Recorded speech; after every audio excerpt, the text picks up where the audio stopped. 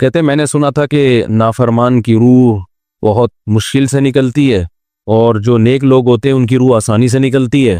تو میں تو جب گیا یورپ میں تو میں نے بہت سے گوروں کو بڑے آرام سے مرتے ہوئے دیکھا اور بہت سے نیک لوگوں کو بڑی مشکل سے مرتے ہوئے دیکھا۔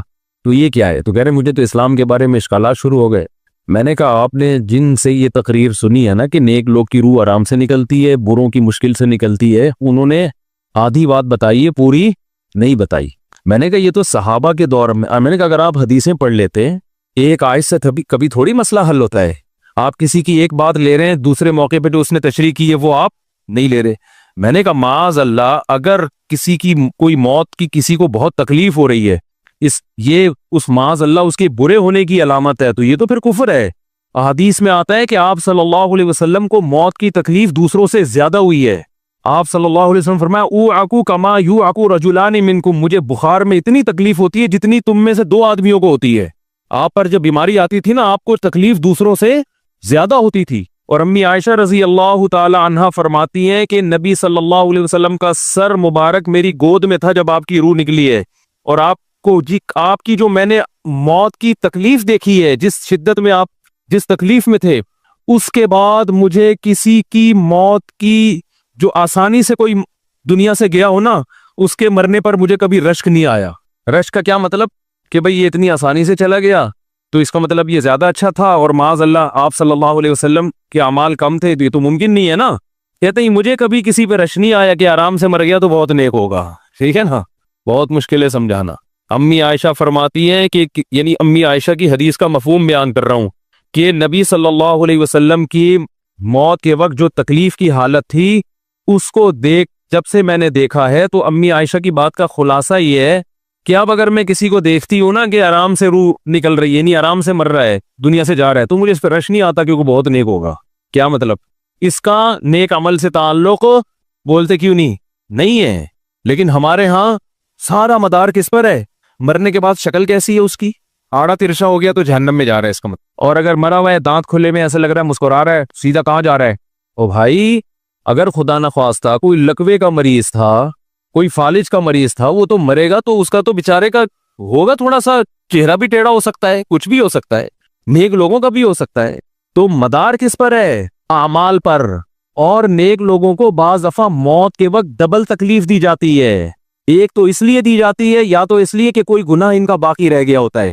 اللہ کیا کہتے ہیں بھائی، قبر میں جانے سے پہلے اس کو ہمارے پاس دھلا کے لے کے آؤ، صاف ستھرا ہو کے۔ اب ہمارے پاس آ رہا ہے تو اب ہم نہیں چاہتے کہ اس کے گناہوں کی گٹری ہو، اس کو پاک صاف کر کے لے۔ میں نے بڑے بڑے بزرگ دیکھے ہیں جن کو آخری وقت میں بہت مصیبت میں گزری ان کی، یعنی زندگی کے آخری ایام، بیٹیوں کی ٹینشن، کسی بیٹی کو طلاق ہو گئی، وہ گھر آ گئی، کوئی اور مسئلہ ہو گیا، تو بڑی ٹینشن میں آخری وقت، لیکن وہ زبان سے کیا کہتے تھے؟ شکر۔ کیا شاید اللہ تعالی ہمارے گناہوں کو معاف کرنا چاہتا۔ اولاد کی حدیث میں آتا ہے کہ انسان کو اس کی گھر والی کی طرف سے، اس کی اولاد کی طرف سے، اس کے جسم کی طرف سے تکلیفیں پہنچتی رہتی ہیں اور اس کے گناہ معاف ہوتے رہتے ہیں، حتی لقی اللہ طاہرا مطہرا، جب اللہ کے پاس آتا ہے نیٹ کلین، بالکل گناہوں سے پاک صاف ہو گیا۔ لیکن یہ تکلیف ہوتی ہے جس میں صبر کی توفیق بھی ملتی ہے، کیونکہ اللہ دے رہا ہے نا تکلیف، اور اللہ سزا کے طور پہ نہیں بلکہ کفارے کے طور پہ، تاکہ ہمارے پاس آئے تو صاف ستھرا ہو گئے۔ تو اس تکلیف میں پھر صبر کی توفیق، اس لیے علماء کہتے ہیں جس تکلیف میں صبر کی توفیق مل رہی ہے، سمجھ لو یہ رحمت ہے۔ یہ کیا ہے؟ رحمت۔ یہ اللہ آپ کو بنانا چاہ رہا ہے کچھ۔ اب لوگ کہتے ہیں یہ والی تکلیف کیوں، وہ والی کیوں نہیں آئی، یہ تو بہت زیادہ ہو گئی۔ تو بھئی اللہ سے کوئی نہیں لڑ سکتا، وہ جو دے رہا ہے وہ اس پہ صبر کرو۔ اسی کو کہتے ہیں تقدیر پر رضا، کہ جو اللہ نے مقدر کیا ہے اب اس پہ کیا ہے، کوشش کریں گے اللہ سے عافیت مانگے، اے اللہ ہمیں تکلیفیں نہیں چاہیے، ہم تو ویسے ہی کمزور ہیں، ایسا نہ ہو تکلیف میں اور ہی نافرمانی پہ نہ آ جائے، ہمیں تو خوشیوں بھری زندگی چاہیے، اور اللہ ان خوشیوں میں شکر کی توفیق دے کے گناہ معاف کر دے، ٹھیک ہے نا۔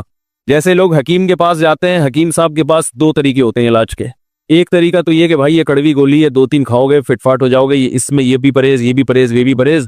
اور ایک طریقہ ہوتا ہے بھائی دودھ جلیبی کھاؤ، علاج لمبا ہو جائے گا، لیکن وہ دوا میں کیا ہے؟ دودھ جلیبی۔ تو آپ کہتے ہو بھائی یہ دودھ جلیبی والا مجھے دے دو، ٹھیک ہے لمبا علاج کروا لوں گا، فائدہ دیر سے ہوگا، لیکن میں یہ کریلے کا جوس نہیں پی سکتا۔ تو ہم نالائق لوگ ہیں، شکر سے بھی انسان کے ترقی ہوتی ہے، تو اللہ سے یہ مانگنا چاہیے اللہ ہمیں نعمتیں دے، تکلیفوں سے بچا، اور شکر کی توفیق دے تاکہ ہمارے درجات بلند ہو۔ تو شکر کے بھی تو بڑے فضائل ہیں نا۔ تو مانگنے تو کیونکہ عبدیت اور غلامی کا تقاضا یہ ہے کہ اللہ سے عافیت مانگی جائے، لیکن اللہ تکلیف دے دے تو اس پہ صبر۔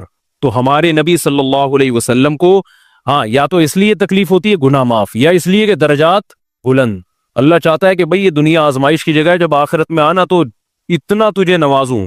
تو ہمارے نبی صلی اللہ علیہ وسلم جنت میں آخرت میں سب سے اعلیٰ مقام کس کا ہوگا؟ سید الانبیاء محمد صلی اللہ علیہ وسلم، حضرت آدم سے بھی زیادہ، نوح علیہ السلام سے بھی زیادہ۔ تو اللہ نے فرمایا کہ آپ کو پروٹوکول دینے کے لیے آخری جو اب آپ کا آخرت کا سفر ہے نا، اس میں مادی تکلیف آپ کو دوسروں سے زیادہ دی جائے گی۔ یہی وجہ ہے کہ حضرت فاطمہ رضی اللہ تعالی عنہا آپ کی چہیتی بیٹی، جب انہوں نے آپ صلی اللہ علیہ وسلم کی اس تکلیف کو دیکھا نا، جو موت کے وقت تکلیف تھی اور جو بخار کی شدت تھی، واہ کرب ابتا، فرماتی تھی ہائے میرے والد کا کرب، بہت زیادہ غمزدہ ہو گئی ان کو دیکھ کر کس قدر تکلیف میں ہے۔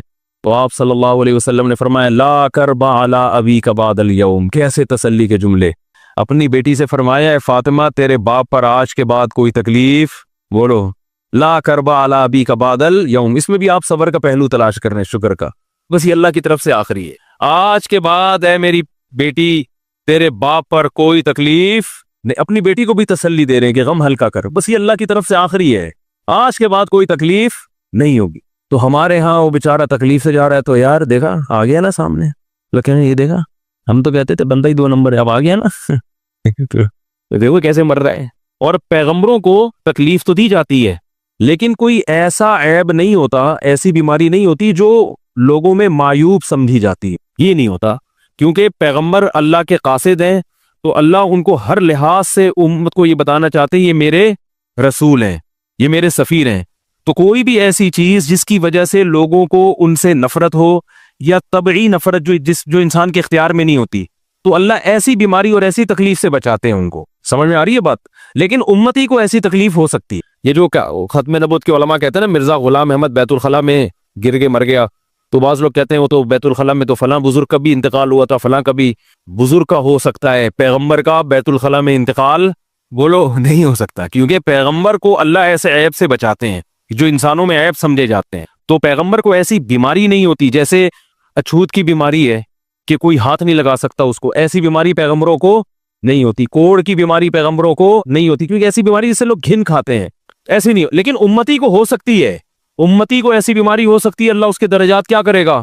بلند کرے گا اس سے۔ مجھے ایک واقعہ کسی نے سنایا کہ ایک ہندو تھا، اس کو کوڑ کی بیماری تھی، کوڑ نہیں ہوتا گوشت گلنا شروع ہو جاتا ہے، تو یہ بیماری پھیلتی ہے، تو اس کے رشتہ داروں نے بالکل الگ کر دیا اس کو، وہیں سے کھانا پھینکتے ایسے کر کے، کہیں تبلیغی جماعت گئی، ان کو پتا چلا، وہ بیٹھ گئے اس کے پاس جا کے، اس کو کھلا بھی رہے ہیں پلا بھی رہے ہیں، تو وہ بڑا متاثر ہوا، یار سب نے چھوڑ دیا اور مسلمان ہو گئے، تبلیغ والے تو اکرام کا کوئی موقع الحمدللہ چھوڑتے نہیں ہیں، تو وہ مسلمان ہو گیا اور پھر اس کا انتقال ہو گیا تھوڑے دنوں میں۔